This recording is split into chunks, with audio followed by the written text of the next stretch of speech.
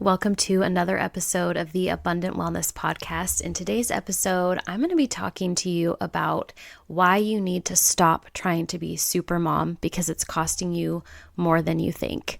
And this comes from a lot of years of lived experience, both from my own childhood, early childhood trauma to raising a child who had extreme executive function issues because of PANDAS. And how we really need to reframe this as parents of special needs kids, because there are a lot of things that keep us in that belief system of I have to be super mom. Some of it is true that you do have to expand your capacity beyond what feels endurable at a time. But that's not sustainable forever. And it's the same reason that our babies don't stay in that newborn state of demand forever. But the reality is that as parents of children with neurodevelopmental issues, special needs, anxiety, mental health issues, you name it, our children are often dependent upon us well beyond when it is age appropriate for them. And that is simply because of whatever's happening in their brain and their nervous system at the time, which means that we have to change the way that we think about parenting them, that we have to change the way that we think about taking care of ourselves. Now, I'm going to give you a couple examples from my own life, but I'm also going to share with you a recent conversation I had during a parent coaching session with a mom who has a child with special needs that has been an ongoing medical crisis since their daughter was about 8 years old, and the daughter is 19 now. Still in a place of some high critical medical needs. I'm not going to share the specifics just for the sake of confidentiality. And the mom came to me realizing I can't keep doing this forever. Like at some point, we were sitting in this place of hoping for healing and hoping for breakthrough and all of these things, and that just hasn't happened yet. And I recognize that may not be permanent, like this state that she's at may not be permanent, but I'm also recognizing that if it is, I have to drastically change some things because it's not healthy for her and it's not healthy for me to be mom and caregiver and all of these things. And I thought it was such a beautiful recognition of our own limitations as mothers, that we maybe didn't get the motherhood experience of getting to have a child that just developed neurotypically, right? They didn't have seizures. They didn't have a complex medical diagnosis. They didn't have, separation anxiety that meant you couldn't leave the room for more than 5 seconds at a time, much less leave the house, right? And with that, you sometimes get stuck there without even knowing that you're stuck there in this place of parenting beyond what is age appropriate for your child, where you naturally kind of start scooting them out of the nest. Maybe you have a child that you can't scoot out of the nest. And so that means that you have to change the structure of the life that you're living in order to get the help that you need. And so we're going to talk about those practical ways to stop being superhuman, but also we can't talk about how to do that without talking about the things that get in the way of us prioritizing ourselves. And you'll notice that I am avoiding the word self-care in this episode because I don't know about you, but I'm kind of sick of hearing that term. I feel like there's a better way to explain what it is that we're talking about. Because yes, it is self-care, but I think most of us hear that word and then we just automatically tune it out because it feels unattainable for the type of parenting that you have had to parent. So there are a few things that get in the way of us prioritizing ourselves, right? And that is one, that we've decided that the needs of our struggling child are greater than our own needs. And so we don't prioritize the little things like eating a breakfast or going for a walk or reading a book or journaling that really would help us to feel stable. Now, there is a reality to the fact that for some of us, our children were in or are in such a bad place that we've triaged their needs up. Yes, their needs are more important. Maybe they're at risk for injuring themselves or others, right? Their needs are more important. Okay. But that cannot be the case forever. And if you are the primary caregiver, you are the default parent or the default caretaker, whether that's grandma, mom, dad, what have you, then we have to start looking outside of ourselves and recognizing that none of us, not even the most highly skilled, highly capable, highly resourceful parents, were meant to do that alone for long periods of time. Okay? So when we stay in that state of believing that our child's needs are greater than our own, even when, let's say, I'll give you an example of this. I was stuck in that state, that fight or flight belief system state, which was that my child's needs are above my own, even when she started to heal and to develop out of some of those needs, meaning that she could take a shower now by herself without getting anxious. I could leave the home without her having a panic attack, right? But my body was still stuck in that state, and therefore I was still living in the belief system that her needs were more important than my own, which was then showing up in my actions of still putting her ahead of me, even though my body was showing signs, my mental health was showing signs of kind of falling apart, right? So like I just mentioned, this puts us into a state of fight or flight, which will eventually lead to burnout. And the nervous system term for burnout really is dorsal vagal shutdown. And that is when your body has been in such a state of fight or flight for such a long period of time that you move into immobilization, where you can't move. You can't creatively problem solve. You can barely put your shoes on in the morning. You can barely think about anything beyond getting that first cup of coffee. Everything feels overwhelming to the point that you just shut down. And for a lot of people, shutdown actually looks like doom scrolling on Instagram, right? It looks like that mindless scrolling to kind of get yourself out of your body, out of your current experience.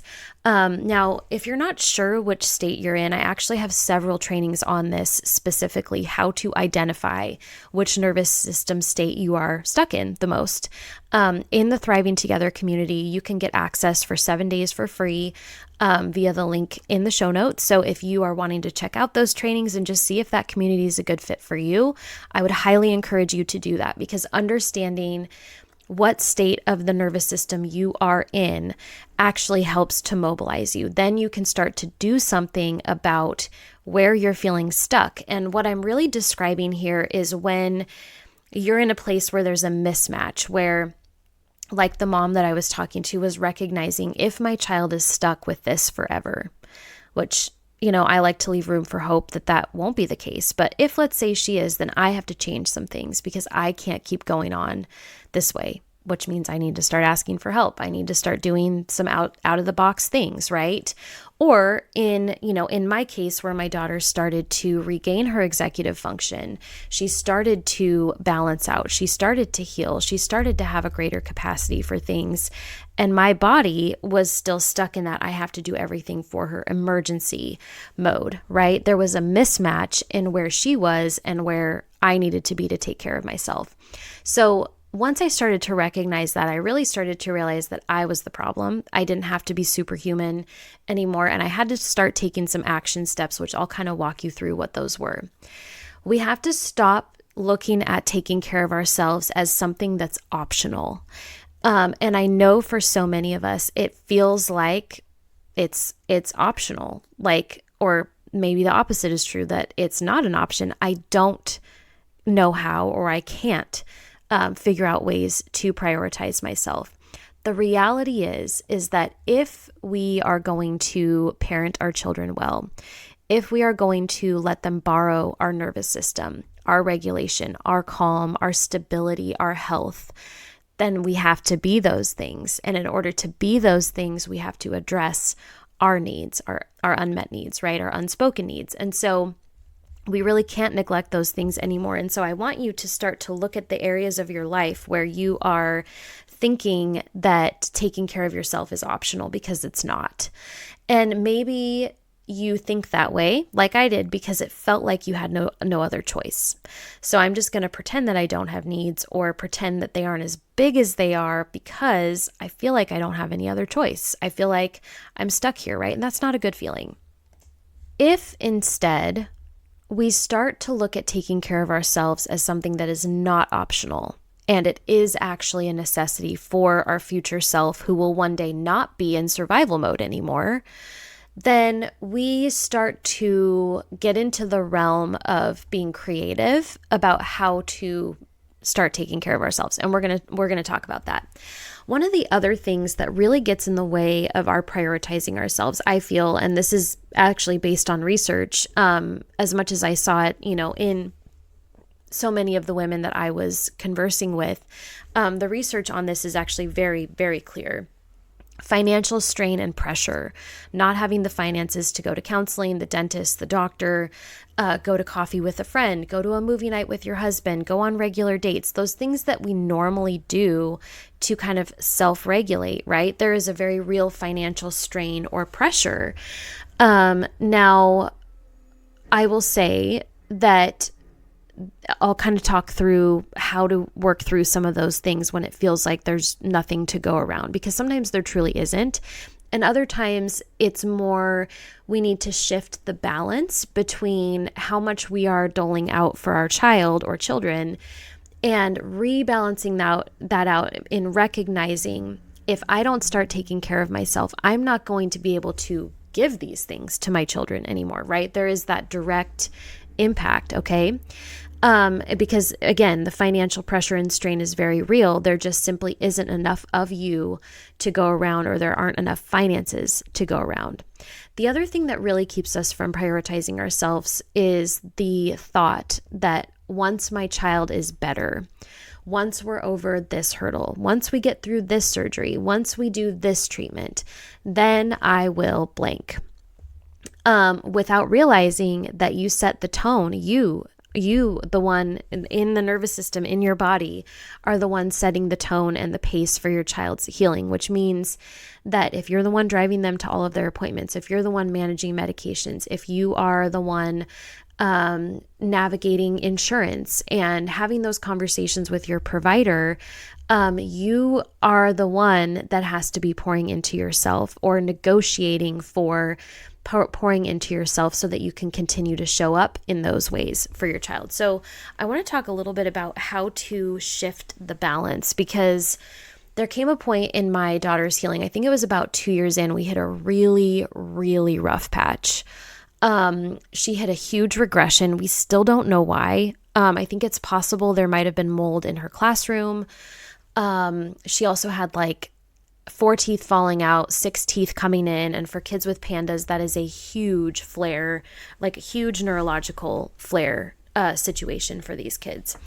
Where she just, we hit massive school refusal and rages again and defiance and irritability, and all of the symptoms that we had first come in with were now back in full force. So you can imagine how triggered and traumatizing that was for us to have to relive that nightmare again.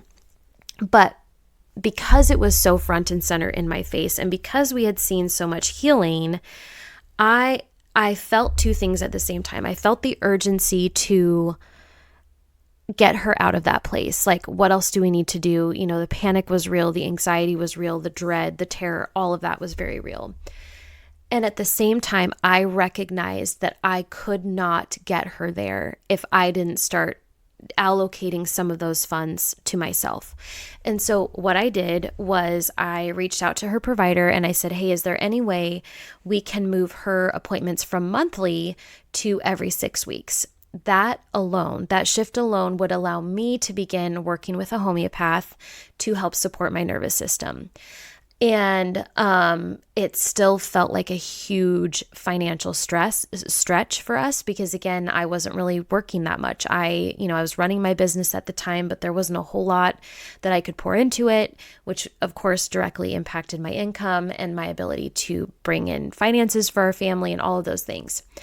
It still felt like a huge stretch for us. It meant that we had to sacrifice in other areas, but I knew all of those things, my ability to do all of those things and show up in all of those ways, go on a date with my husband, etc., is directly impacted by how I feel and how I'm doing. And I am not doing well.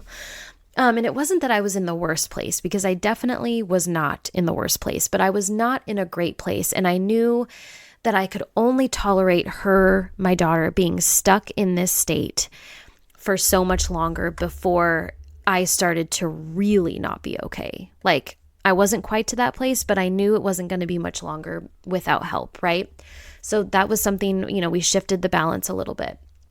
I began to look for a counselor that was covered by our insurance that would see me once a month, or twice a month, as much as I could manage time-wise and financially. And I think it ended up being like, I don't know, with our insurance, $18 a session or something like that. And was it ideal? No, because I wanted to be there every week. I wanted to find a therapist that could do EMDR and all the specialized trauma stuff, but anything was better than nothing. And so I want to encourage you that if you're in that place, sometimes it just means taking one action step, right? So taking the time to, maybe if you have a church, ask them if they have counseling services that are available to you that are confidential, right? Asking them if they have a benevolence fund that could provide some resources for you to begin to take care of yourself. Asking a friend. This was the other thing, was that I began to include my friends in this, and I gave them an out too. I said, I think I've discussed this on other episodes, but I said, hey, this is what I'm looking for. I really just, like, mentally, I just need to know that there are 2 hours every month that I can count on somebody taking my kid, so that I can do whatever. I can read a book, I can go for a walk. And it was something about my brain and my nervous system knowing that I could expect relief, that started to reduce that anxiety. Okay. So whenever we feel trapped by something, there is always an opportunity and an open door. Maybe it doesn't look like what we think it should. Like, what would have brought me great relief was having somebody pay off our $20,000 of medical debt and having insurance cover all of my therapy appointments, and, having an extra $800 a month to do all of the bonus things that we needed. That was not an option. It still isn't really an option. And so we have to get creative sometimes. And we also have to recognize that even one element of those being covered can make a huge difference. Okay. So going back to the things that keep us stuck, one of the areas that I see women often getting stuck is simply just not knowing what nervous system state they're in. When we begin to recognize where our nervous system is stuck, we can start to take those action steps to move forward. So like I shared with you earlier, I would encourage you to hop into the Thriving Together community, take advantage of that 7 days of free access to explore those trainings and see if you can begin to move through those different states that we're stuck. But I want to leave you with one piece of encouragement today. Recognizing that you don't have to be SuperMom because it's costing you way more than you think simply means taking a look, take an inventory of where you're at, where you're struggling, the current pressures that you're experiencing, the areas where you need the load to be lifted in order to keep on moving. And just pick one of them and see what doors open for you. And what I mean by that is invite people into the process. I know that I am massively oversimplifying this. These are things that we work through on the Thriving Together coaching calls. So if you want specific help, specific advice for your situation, hop on in there and bring it to a call. I'm not saying these things are easy. I had to get over myself a lot. Like, get over my fear of being rejected, or my fear that I would be too much for people, or that I would be a burden. I had to get over that because I knew that future me depended on me getting over myself. And so if you're in that place where you feel like it's just overwhelming and daunting, pick one thing. Just pick one thing and start to see what traction moves. If you need more specific strategies, like I said, hop in the Thriving Together community. But I want to leave you with the encouragement that you are an incredible parent and you don't have to be SuperMom. You do not have to carry the weight of all of this on your own in order to be doing a really, really good job. Thank you so much for listening, and join us for another episode next week.